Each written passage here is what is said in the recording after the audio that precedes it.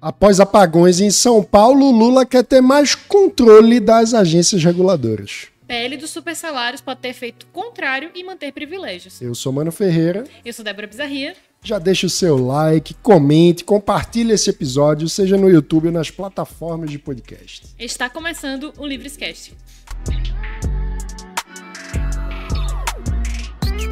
Débora, faltou luz na sua casa? Não, graças a Deus. Muita gente ficou bastante revoltada nas últimas semanas com todos esses percalços que atingiram a população de São Paulo, né? Inclusive, uma amiga estava viajando na casa da família em Blumenau e faltou energia na casa dela e aí perdeu coisa de geladeira. Nossa. Aí você não tá nem em casa para resolver, que eu acho que é o pior dos... O pior quando isso acontece é quando você chega em casa e tem o cheiro ruim da geladeira. Terrível. Já aconteceu comigo. Terrível. É triste. Aqui em São Paulo? Aqui em São Paulo. É triste. O que aconteceu, alguma descarga elétrica, enfim, fez com que Uma oscilação... disjuntor. Sabe, quando disjuntor, dispara. E aí ficou, enfim, nas férias de fim de ano. Foi horrível. E logo as férias de fim de ano que são mais longas, né? E aí quando eu cheguei em janeiro, a casa estava daquele jeito. Terrível. Foi horrível. Mas sabe uma coisa que eu acho curiosa? Nós, como pernambucanos morando em São Paulo, quando tem problemas com a Compesa... A Compesa? Não, a né? Compesa também. Mas quando tem problema com a CELP, pra quem não é de Recife, a Compesa é a estatal do saneamento. E a CELP é a empresa de energia elétrica que era estatal, foi concedida no fim dos anos 90, início dos anos 2000. Mas quando falta luz ou tem qualquer problema lá, ninguém culpa o prefeito. Ninguém culpa o governador. E pra ser bem sincera, a impressão que eu tenho é que é bem menos comum lá do que aqui. Acho que por causa das tempestades aqui serem... Lá chove muito, então a água sobe muito, Recife fica abaixo do nível do mar, então tem muito alagamento, mas não tem esse negócio de caiu árvore, e aí faltou energia, e não sei quantas... E vendaval e essas coisas todas. Eu vou ter que... A dinâmica aqui é um pouco diferente, eu acho que deve demandar, talvez... uma gestão das árvores, não sei. Talvez seja por isso, né, que o pessoal... Eu não sei, eu estou falando isso, ouvinte, não por conta de São Paulo ou Recife como cidade, mas por conta dessa diferença do fenômeno da politização de um problema concreto. O problema concreto é um problema de infraestrutura. Chove, toda vez que chove tem tempestade aqui em São Paulo, invariavelmente tem energia... Um blackout, apagão em zonas da cidade... etc. Isso é um problema real, grave, que precisa ser enfrentado. Mas é curioso que quando acontece em São Paulo, gera uma grande politização, gera uma grande discussão, sendo que, segundo a agência reguladora, a ANEEL, sequer a Enel é a pior empresa do país. Interessante. Então, existem 29 grandes concessionárias. A Enel está na posição 21, ou seja da metade para baixo. Tá. Ainda mais no Brasil, né? Mas tem 8 na fila e ninguém fala em caçar a concessão das outras, mas fala-se dessa. Mas o que mais chamou a atenção nessa semana é a ideia do presidente Lula de modificar a lei geral das agências reguladoras e basicamente com um discurso de avaliação de desempenho, Débora. Olha só que coisa engraçada, né? Ele realmente bateu a cabeça. Ele deseja modificar a possibilidade de remoção de um diretor da agência. É muito curioso, né? Logo agora, nunca se preocupou com desempenho, com avaliação, com... Enfim, né? Com nada.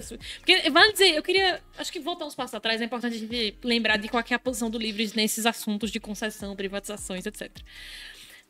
A gente acredita duas coisas. A prestação do serviço, seja ela estatal ou privada, ela vai ser tão boa na medida que as instituições são boas e que os contratos são bons e que eles são devidamente regulamentados, são devidamente fiscalizados para garantir que está tudo sendo cumprido. E a gente acredita que o Estado tende a fiscalizar melhor quando é uma prestação privada, porque existe, né, menos, não é impossível, mas existe menos conflito ali interno, né? Helena Landau sempre fala, né? O Estado é muito ruim de fiscalizar a si mesmo, de maneira geral, no Brasil. Não à toa dessas concessionárias piores que eu mencionei, ou elas são estatais ou acabaram de ser privatizadas. É bom sempre lembrar isso. Então, assim, vale dizer que privatização não é panaceia, não quer dizer que ela foi privatizada, concedida a iniciativa privada, um serviço, ele vai ficar lindo, maravilhoso do dia para a noite. Ele vai ser tão bom na medida em que a agência e o contrato e o poder público atuem de maneira a criar os incentivos corretos para que haja uma boa prestação de serviço.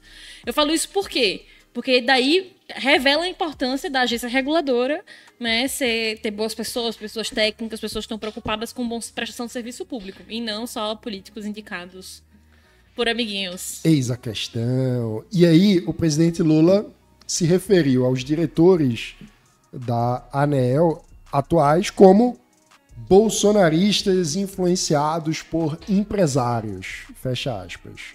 Por quê?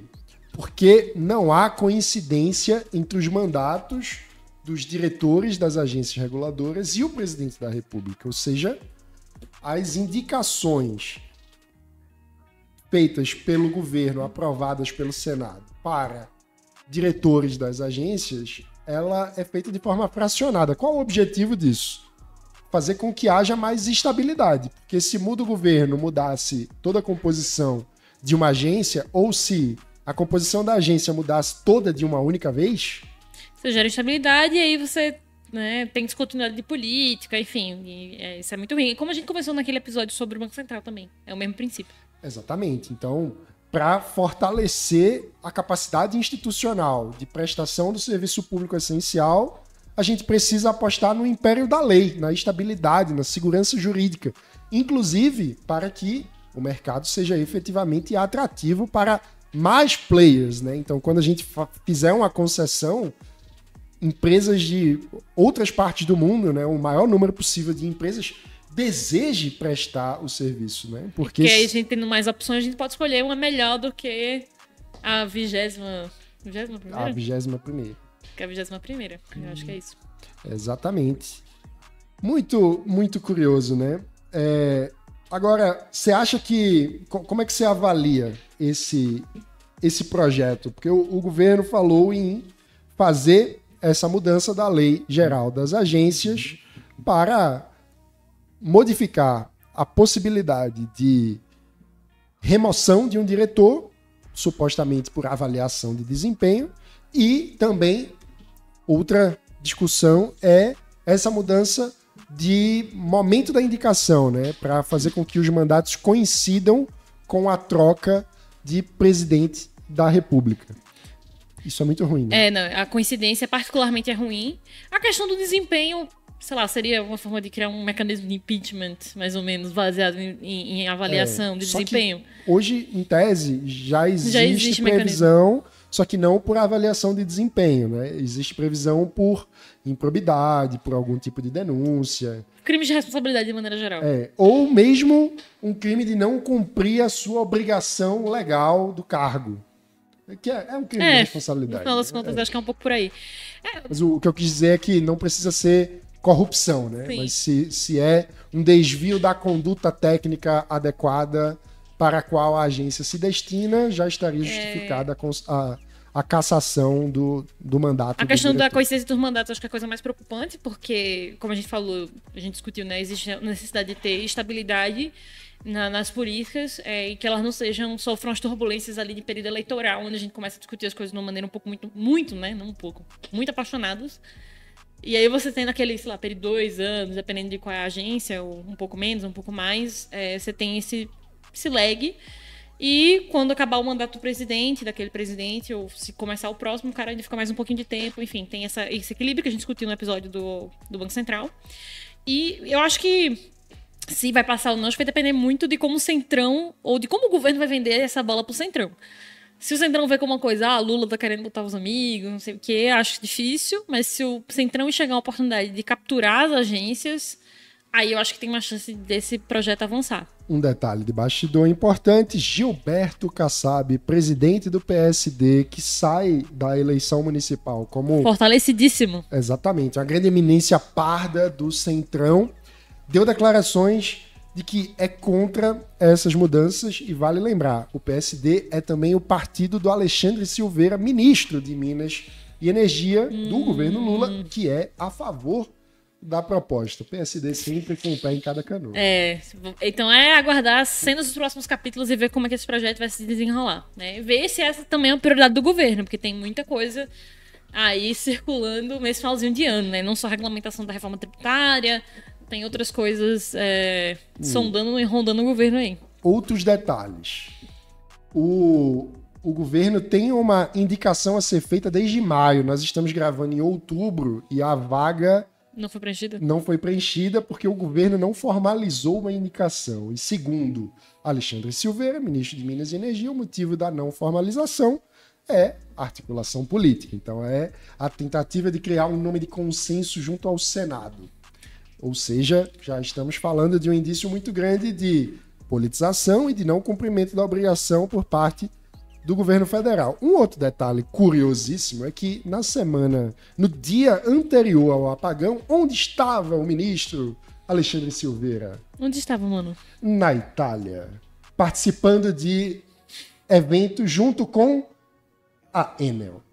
Ai, meu Deus. O Brasil não é para amadores. Ai, meu Deus. O Brasil não é para amadores.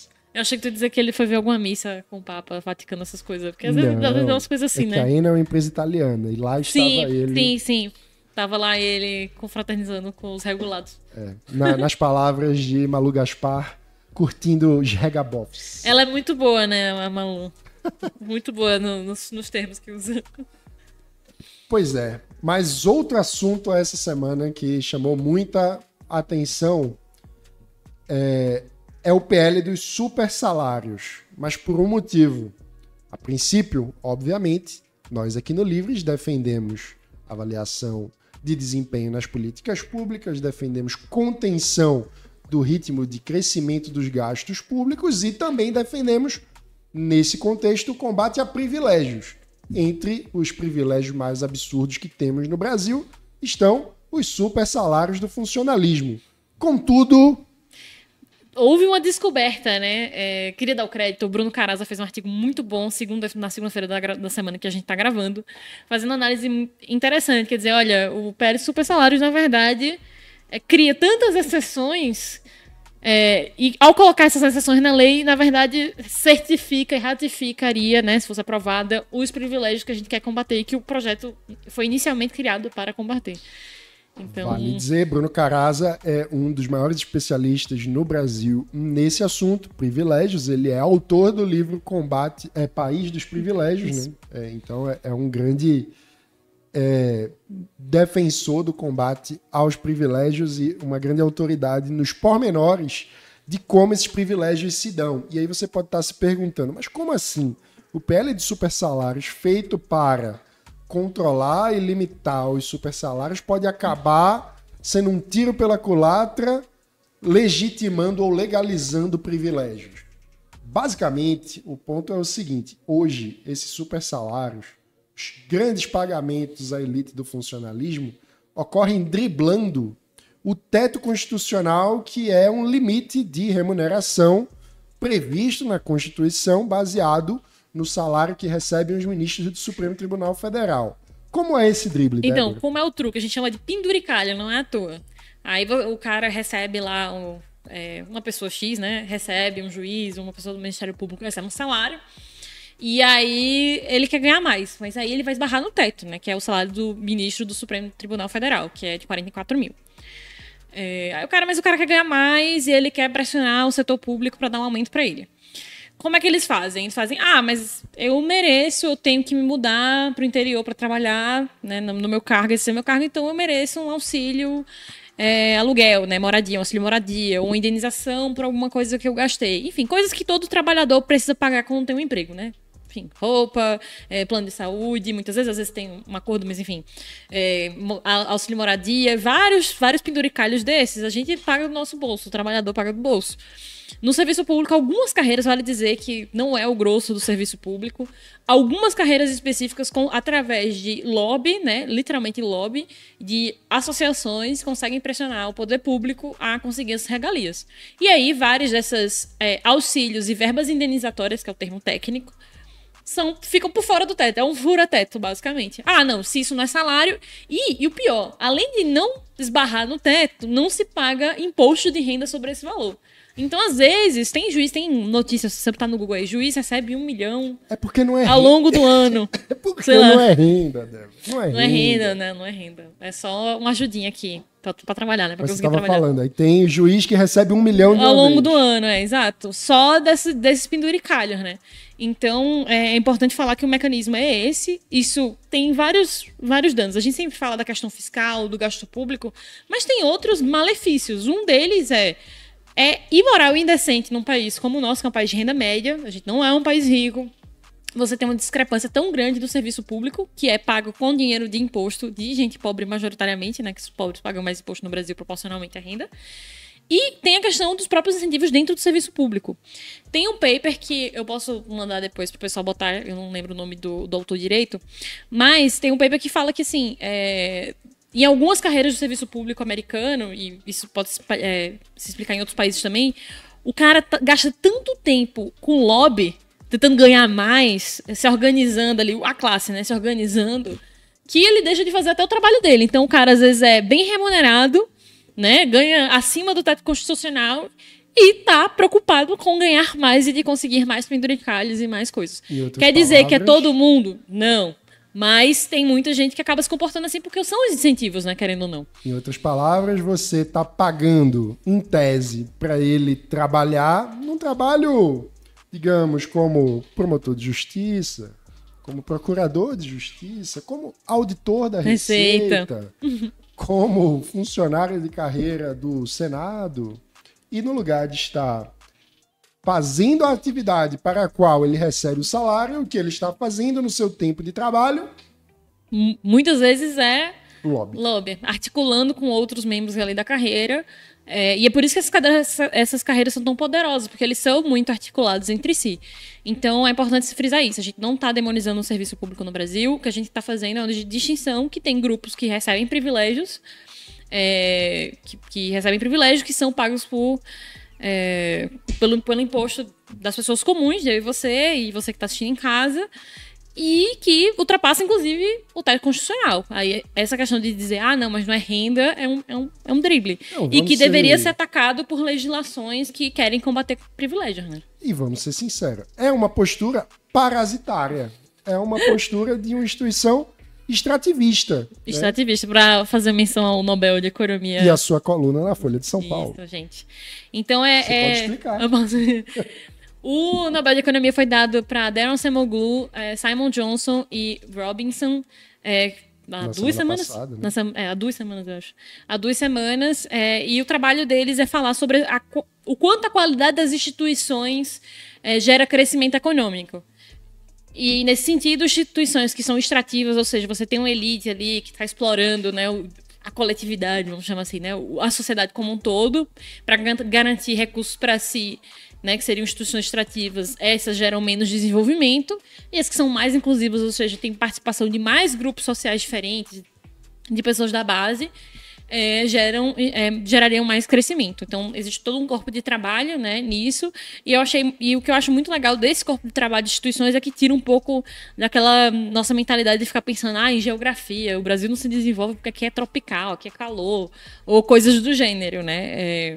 E sim pensando em termos de, as regras do jogo estão colacadas, elas facilitam o desenvolvimento econômico, elas facilitam que as pessoas criem negócios, tenham empregos, consigam, enfim, tocar a vida delas, ou elas dificultam. E quando você tem uma elite do funcionalismo público que, em vez de estar trabalhando muitas vezes em algumas carreiras, está preocupada com garantir mais recursos públicos para si, é uma característica de instituições extrativistas, né? E qual a conclusão que a gente chega a respeito desse projeto? A melhor coisa a fazer, então, é desistir dessa proposta do ministro Fernando Haddad, da ministra Simone Tebet, de tentar limitar os supersalários, ou, enfim, qual é o caminho possível? O caminho é a gente, como sociedade, pressionar os senadores, hoje o PL está no Senado, a retirarem todas as exceções que estão colocadas no texto, porque o texto foi explicando um pouco de processo legislativo para você que está em casa. Esse projeto começou na Câmara, né? E aí vi um texto, né, falando que queria acabar com o super salário, e foram colocando, não, vamos colocar umas exceções aqui. Somaram 32 exceções. Processo da reforma tributária. Foram colocando 32 exceções. E aí foi pro Senado. Então, o que a gente precisa é que o Senado, de preferência, acho que idealmente elimine as exceções, volte pro texto original, e a gente conseguisse aprovar um texto que acabe com super salários, ou seja, todos aqueles penduricalhos que eu falei passam a ser considerados renda, ou seja, se o cara tem um salário mais o penduricalho e bateu no teto constitucional, ele não vai ganhar aquilo ali. Então, esse seria o cenário ideal. Seria a gente ter um esforço de acabar com o privilégio e ele ser devidamente implementado sem ficar passando pano para ninguém, porque conseguiu ir lá convencer deputados e senadores de que o meu trabalho é especial. Se você acha que especial mesmo é ter um país em que as instituições são inclusivas e valem para proteger os direitos individuais e as nossas liberdades, o que você precisa fazer é se tornar um associado do Livres lá no nosso site, eusolivres.org/participe, desde a associação clássica, por apenas R$ 29,90, você pode apoiar o nosso trabalho. E se você deseja se engajar ainda mais, também pode fazer isso, seja como voluntário, participando diretamente de um dos nossos projetos, seja se tornando também um associado avançado, que, aliás, tem acesso aos nossos encontros com o Conselho Acadêmico. Esta semana tivemos um belo encontro com o Conselho, falaremos daqui a pouco como foi, mas não perderei o gancho de dizer que este tema, o combate a privilégios, será a pauta do próximo encontro do Conselho Acadêmico com Bruno Caraza e Vera Monteiro, discutindo o tema dos privilégios e de como melhorar o serviço público. Então já fica o convite, se você deseja participar de uma conversa em alto nível sobre um projeto como esse, se torne um associado avançado do Livres. Até o dia 14, hein, que é o dia do encontro do Conselho. Exatamente, será no dia 14. Se você deseja acompanhar as gravações desse tipo de encontro, seja um associado, porque ele fica disponível lá na área Livres. Como já está disponível o encontro que tivemos esta semana com Cecília Machado. Conta um pouco pra gente como foi essa atividade. A Cecília Machado fez uma retrospectiva dos programas sociais no Brasil, né, os programas federais, os programas de política social, falando da origem do Bolsa Família, em especial, porque, querendo ou não, é o carro-chefe, é o que a gente pensa primeiro, e falando de como algumas dinâmicas políticas e sociais, por exemplo, como da pandemia, acabaram fazendo com que a gente pulverizasse os programas sociais. Foi bem interessante. Por favor, se torne um associado e dá uma olhada lá, que é um conteúdo imperdível. E uma das coisas muito legais é que esses encontros do Conselho Acadêmico, para além de serem uma palestra apenas, são um momento exatamente de troca de ideias, de troca de experiências, são um momento de uma conversa em alto nível. Então, as pessoas presentes também trouxeram suas perspectivas, tivemos participação de pessoas que trabalham diretamente dentro... Seja com pesquisa, né? Seja com aplicação de política pública, né? De política social. Então, vale dizer que se você é uma pessoa que quer participar, gostaria de trocar ideia, esse é o espaço. Exato. Tivemos associados livres, desde pessoas que trabalham no Banco Central até pessoas que trabalham em Secretaria de Desenvolvimento Social, levando a política de assistência para a ponta, até as pessoas discutindo em alto nível a respeito das políticas sociais no Brasil e como melhorá-las com soluções liberais. Vale muito a pena. O que mais a gente teve essa semana, Débora? Nós tivemos um líder livre fazendo um baita trabalho de conscientização em Guarulhos sobre as funções de vereador. Fica aí meus parabéns para o Kaique Lazzarini, que gosta de ser chamado de Lazzarini, que realizou distribuição de panfletos informativos para explicar qual é o papel do vereador. Essa parte da educação cidadã eu acho que é fundamental, porque muitas vezes parte das questões de democracia, acho que o debate público melhoraria muito se a gente soubesse que não é função do vereador se manifestar sobre às vezes, coisas muito distantes. Não, isso, eu tava pensando, sei lá, a guerra na Ucrânia, ou coisas do gênero. Acontece também. Claro que a gente vive num momento em que todo mundo quer vestir uma camisa de uma cor ou de outra, e você acaba se importando com o que a pessoa pensa sobre vários temas, mas saber o que cobrar é fundamental, porque a qualidade dos nossos políticos depende do quanto a gente consegue cobrar deles. Lazzarini, parabéns, muito obrigado por essa iniciativa, que é importantíssima para termos um país mais livre, porque uma das facetas da liberdade é a escolha consciente, né? Então, ter consciência das escolhas que estamos fazendo nos torna mais livres. E para isso, na política, a gente precisa ter uma educação cívica que leve as pessoas a terem consciência do papel de cada cargo político para o qual elas estão votando. Então, é sempre importante e fundamental esse trabalho de conscientização. Nós também tivemos um lançamento de um curso especial lá na Área Livres para associados, feito pelo Renato Diniz. Olha só, Renato é meu amigo, acho que um dos meus amigos mais antigos do movimento liberal. A gente entrou junto no Students for Liberty, que é o Students for Liberty Brasil, que é um parceiro nosso, inclusive.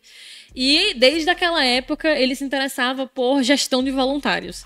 Porque é um desafio, né? Gerir pessoas já é difícil, mas uma pessoa que você não tá pagando para fazer um trabalho consegue ser ainda mais desafiador. E aí esse foi o tema do curso que ele disponibilizou depois de muito tempo pesquisando e aplicando na prática, né? E isso lá no Students for Liberty. E depois, enfim, ao longo da carreira dele. Então, acho que é uma baita oportunidade para quem estiver ouvindo e quer trabalhar com voluntariado, quer começar um próprio projeto e, não, enfim, tem que começar com voluntário mesmo. Fica aí uma baita oportunidade de aprendizado. Introdução e Engajamento de Voluntários, curso conduzido por Renato Diniz, já disponível na Área Livre. Seja associado para conferir. Eu queria destacar também que esta semana tivemos algumas visitas muito legais aqui na Casa Livres. Entre outros, o Rafael Rezende, líder Livres lá de Santo André, foi candidato a vereador, fez uma bela campanha, infelizmente não conseguiu se eleger, mas defendeu com muito empenho os valores da liberdade por inteiro. Veio aqui, conversou com a gente, contou a sua história, trocamos experiência, alinhamos planos futuros.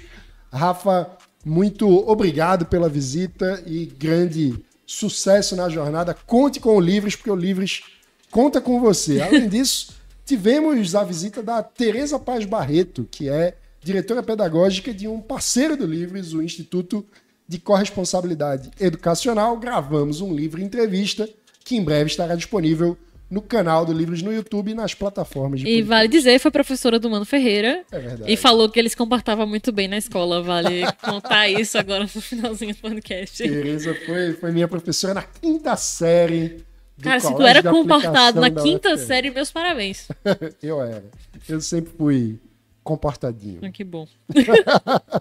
Liberdade com responsabilidade. Ela falou sobre a Escola da Escolha, que é um modelo pedagógico que ela desenvolveu baseado na ideia de gerar o protagonismo, de promover o protagonismo do estudante no processo educacional e na sua própria vida, portanto, um método liberal. Não, e é fundamental, porque a gente fica falando de educação em termos de política pública, e eu falo a gente, não só a gente aqui, mas o debate público como um todo, e a gente, como se a gente pudesse, né, baixar um software na cabeça do estudante, e aí ele vai se comportar e vai tudo acontecer magicamente, sem lembrar que o estudante, por mais que seja novinho ou criancinha e tudo, e se for mais velho, mais ainda, tem suas próprias vontades, seus próprios sonhos, seus próprios desejos, também reage a incentivos, e por isso que é muito legal pessoas como a professora Tereza estarem nessa frente aí, pensando formas de tornar as pessoas mais protagonistas do que elas querem fazer. Exato, e como fazer com que isso possa ocorrer como modelo pedagógico, modelo de gestão das escolas, enfim,